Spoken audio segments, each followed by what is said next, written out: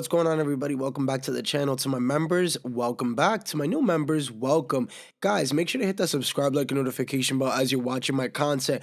Also, check out my new memberships as I have updated them so that way you guys can get a better experience behind the scenes when I am making my content. I would really appreciate it as it helps out the channel so we can do more things for the foreseeable future. So, we're going to talk about the Mandalorian. Now, as it was seen with Dr. Pershing telling Din that he protected Grogu, Dr. Pershing clearly has a conscience. Now, there are further examples of during his time in the New Republic Amnesty program. He needed to be convinced to break the rules to try to continue his cloning work by Ela Kane. Now, even though he believed it could be helpful, he didn't want to go against the New Republic, really, which had given him a second chance. It was only when he was persuaded by someone else that his research would benefit the people of the New Republic that he chose to go against the law to try to continue it. Even though he didn't agree, he was willing to stop it.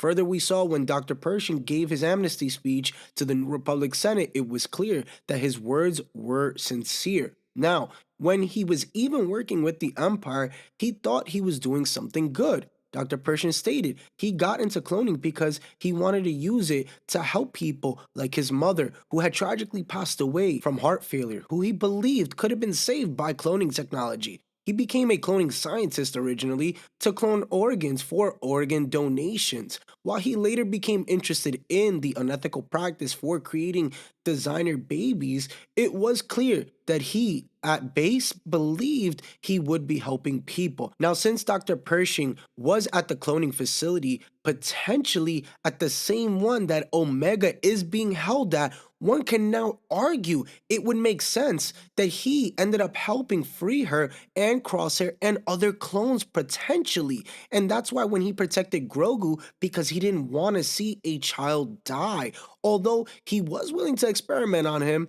While Dr. Pershing is not a morally upstanding character, he seems to care enough to be persuaded. Now, if Wrecker and Hunter managed to break into the cloning facility to rescue Omega, it's possible they could run into Dr. Pershing because Omega is a child and he just might have enough of a guilty conscience to be convinced to help save her. Now, if Dr. Pershing does help rescue Omega, he will likely also rescue all other clones trapped in the cloning facility because Hunter, Wrecker, and Omega will refuse to leave without their brothers. But I will say this, if this does go down in Season 3 of The Bad Batch, as we know that this is the last season, and we're also approaching Season 4 of The Mandalorian, that is going to be the last season as they're talking about, this could definitely be the connection and bridge between the two, as there's been many connections.